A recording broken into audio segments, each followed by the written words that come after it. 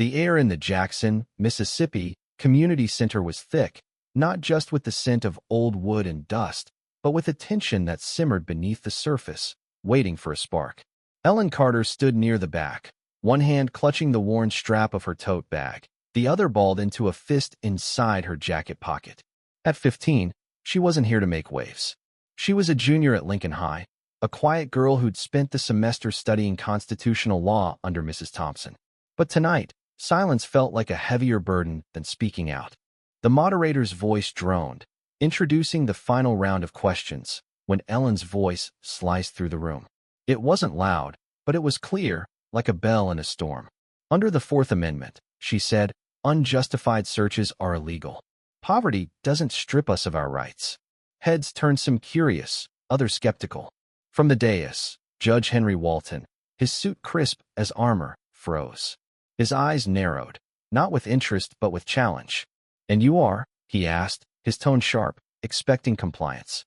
"Ellen Carter," she replied, stepping forward, heart pounding, junior at Lincoln High. "We studied constitutional law this semester." Her voice held steady, carrying the weight of lessons learned not just in class, but from her family's whispered warnings. "Watch your tone. Watch your back." Walton leaned forward, lips curling.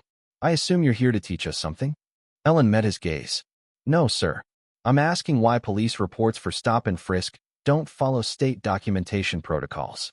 Silence crashed down, brittle and charged. Walton's jaw tightened. "It's inappropriate for you to make baseless accusations," he said, voice icy. Ellen didn't flinch. "I'm not accusing. I'm asking for clarification. There's a difference." A sharp exhale echoed from the back. The room leaned in, waiting for her to crumble. She didn't. With a quiet, "Thank you," she stepped back, her heart still racing but her resolve unbroken. Outside, the Mississippi night was thick, stars dim under streetlights. Ellen walked beside her cousin James, their sneakers soft on the pavement.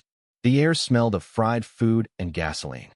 "Girl, you're bold," James muttered, a grin tugging at his lips. "You just challenged a federal judge." Ellen kept her eyes on the sidewalk. "I didn't challenge. I asked." He laughed, warm and proud. "You asked with fire in your eyes." People felt that. They paused at a creaking stop sign, a pickup truck's headlights briefly lighting the cracked pavement. Ellen's breath ghosted in the cool air. "Do you think they'll come after me?" she asked, her voice steady but honest. James looked at her, his face half lit by the streetlight. "Men like him don't like being questioned by girls like you." But he just saw the future, and it scared him. The courthouse loomed behind them, its white columns pale in the moonlight, less a symbol of justice than a lie the town kept telling itself. Ellen's steps were slow but certain. Something inside her had shifted, sharpened like steel forged in fire. Days later, the tension followed her home. Ellen and James were walking past a boarded-up corner store when headlights blazed, tires screeching. A police cruiser lunged forward, its spotlight blinding. James stepped in front, hand raised. Ellen froze. Her body braced, not from fear, but from memory, the kind learned through years of warnings. The cruiser stopped, and a tall officer stepped out, his hand hovering near his weapon. "Hands up," he barked. James complied, arms high. "We're just walking, officers. Coming from the public meeting." No response, just boots on gravel. Ellen reached into her pocket, pulling out a folded flyer listing constitutional rights. She raised it, her voice quivering but firm. "Under state policy, you're required." The officer cut her off, closing the gap. "I don't need a civics lesson." His eyes locked on hers, seeing not a girl but a threat. James stepped between them. "She's 16. Just a kid." Another officer emerged, silent, watching. Ellen's chest tightened, but she spoke again. "We have the right to be here." The first officer moved fast, grabbing for her wrist. She jerked back, and that was enough. A taser's sharp pop cracked the air, pain searing through her like lightning. The pavement rushed up, cold and unforgiving. Her bag spilled, papers fluttering like broken wings. Ellen woke to the hum of fluorescent lights in a detention center, wrists and ankles cuffed. The room reeked of bleach and rust. Across the hall, other kids sat in Salsa Boy rocking silently, a girl staring at a crack in the wall. Ellen's head throbbed, dried blood crusted on her temple. She whispered to herself, "Fourth Amendment, Due process, Miranda. Not for comfort, but to anchor herself in truth. Officers' voices echoed down the corridor, their laughter cruel. She quoted some court ruling, one sneered. Dropped like a sack of bricks. That taser beautiful. Ellen closed her eyes, letting the words fuel her resolve. She wouldn't break here. She'd remember everything. Weeks later, in the federal courthouse, the air was heavy again. Ellen sat cuffed, facing Judge Walton. His robe swung as he stepped down from the bench, rage in his eyes. You think quoting a textbook makes you more than what you are, he hissed. A mouthy little girl who doesn't know her place. Ellen met his gaze, unshaken. No, sir. I know exactly what I am.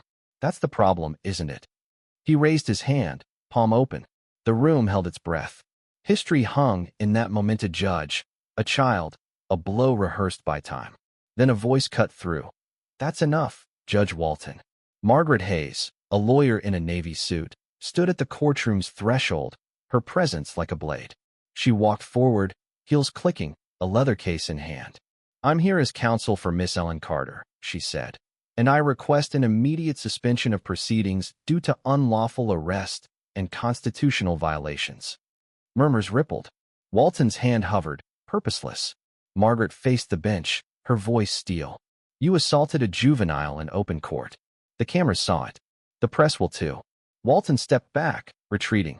Someone whispered, That's Hayes. Her name carried weight, not fame, but reckoning. But Walton wasn't done. Days later, in another hearing, he loomed over Ellen again, his voice low and venomous. You will learn respect. His hand rose, and a slap cracked across her cheek, sharp as a gunshot. The courtroom gasped. Ellen stumbled, but didn't fall. Her cheek burned, but she didn't cry. Slowly, she pulled an old phone from her sleeve, tapped twice, and sent a message. It happened. Walton saw the screen's flash, his face collapsing in recognition. Ellen slipped the phone back, saying nothing. The moment shifted, the tide turning. The clerk's fingers trembled. Ellen's mother, Clara, exhaled, her fear turning to fury. Ellen stood, bruised but unbroken, her silence a mirror reflecting Walton's unraveling. In Washington, D.C., Justice Evelyn Brooks sat in her chambers, morning light cold on her desk. Her secure phone buzzed. It happened. She whispered. Ellen, not in surprise, but as an echo of memory. She opened a locked cabinet, pulling out a faded folder. Michael Brooks, 1997. Her brother, killed in an alley, his case buried by a then-defense attorney, Henry Walton. Evelyn's rage was quiet, calcified. She picked up the phone. Connect me with Laura Pierce, she told her assistant. Tell her it's Justice Brooks, and I have a story. Laura, a journalist, answered sharply. What's the story? Evelyn's voice was steady. Judicial misconduct, cover-ups, a pattern decades old. It starts with a 15-year-old girl in Mississippi. The line went silent. Then Laura's voice, lethal. You sure you want to open this door? Evelyn looked at her brother's file. It's already open. I'm making sure people see inside. Back in Jackson, Ellen's home became a war room. Papers spilled across the dining table, case summaries, memos, spreadsheets mapping a biased system. Ellen, in a hoodie, worked tirelessly, her mother Clara folding laundry to stay grounded, her cousin James monitoring texts from allies. Outside, the street was quiet, but a brick crashed through their window, wrapped with a note. Back off or bleed like your uncle. Clara's face paled. This has gone far enough. Ellen picked up the brick, her voice steady. They're desperate. Clara's tears fell. I lost my brother to this. I can't lose you. Ellen met her gaze. If I stop, they win. We lose everything, Uncle Michael, the truth. Clara brushed glass from Ellen's sleeve, whispering, Promise you'll be careful. Ellen didn't promise. Careful hadn't saved Michael. She hit send on a file drop, flooding inboxes with evidence. Walton's rulings, sentencing disparities, buried emails. The town woke up. Flyers appeared on bulletin boards. Articles broke in local papers, and a database went live. Parents, teachers, and lawyers searched it, uncovering stories of kids buried under unjust charges. Protests grew, signs reading, Justice is not a privilege. Evelyn Brooks resigned from the Supreme Court, demanding a federal investigation into Walton. Her voice was clear. We cannot claim to be a nation of laws if those laws are weapons against our youth. At Carter High, Ellen led a youth tribunal, kids analyzing Walton's rulings, building a case. Maya, a debate champion, mapped sentencing patterns.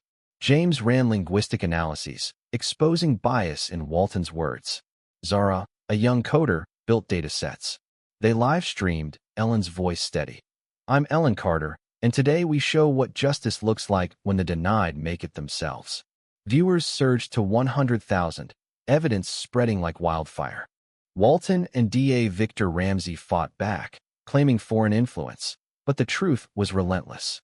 In a final hearing, Margaret Hayes faced Walton, her folder heavy with proof. You presided over 412 juvenile cases, she said. 86% of Black and Latino youth were incarcerated. White youth got diversion 60% of the time. She held up an email, Walton calling kids repeat product. The room stilled. This wasn't justice, Margaret said. It was industrialized trauma. Walton was suspended, his legacy crumbling. Protests swelled, a community unlearning silence. Ellen stood outside the courthouse, its stone steps no longer daunting. She wasn't a victim, but a builder, her work a foundation for others. Clara watched, pride outweighing fear. James grinned. You cracked the door open. Ellen nodded. They're marching for truth. In a quiet moment, Ellen wrote a new plan. Dismantle the system, not just Walton. She looked at the courthouse, smaller now, touchable. Change wasn't thunder, it was a decision to speak. The war wasn't over, but Ellen had won the first battle, her pen mightier than Walton's gavel. What do you think about Ellen's fight against violence and injustice? Have you seen similar struggles in your community? Share your thoughts in the comments, take a stand, voice your perspective. Let's keep this conversation alive.